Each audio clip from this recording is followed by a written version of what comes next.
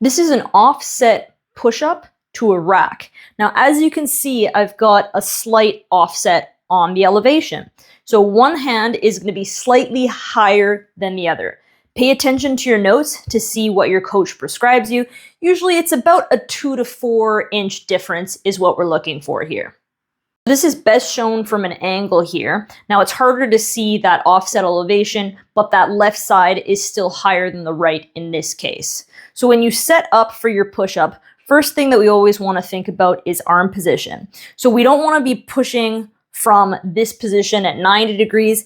Generally about 30 to 40 degrees is a good angle to press from, and that's where we want to set up. We also want to make sure that we're stacked. Now from the side here, we don't want to have our pelvis dumped forward or excessively tucked under. If our pelvis was a bowl of water, it should be neutral. So for most people, that will require a slight posterior tilt when you're in this set position. So I'm going to set up, and of course, the lower the bar is, the harder it'll be. The higher the bar is, the easier it'll be. So kind of find an appropriate height that you can do to begin with. As you get stronger, we'll start making your way down closer to the floor.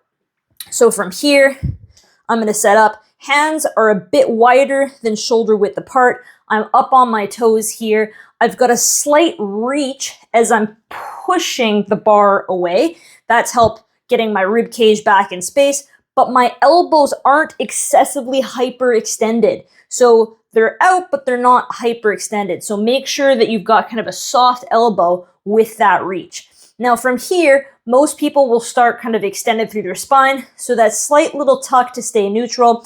A lot of times I will cue clients to have a slight bend in their knee. That will also help.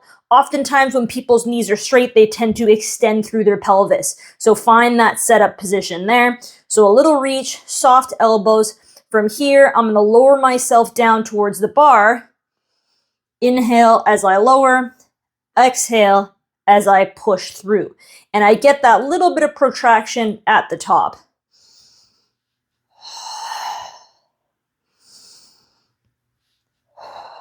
Moving as one unit the entire time. I'm not extending through the low back, and I'm not excessively rounding at the top. Work within a range that you own.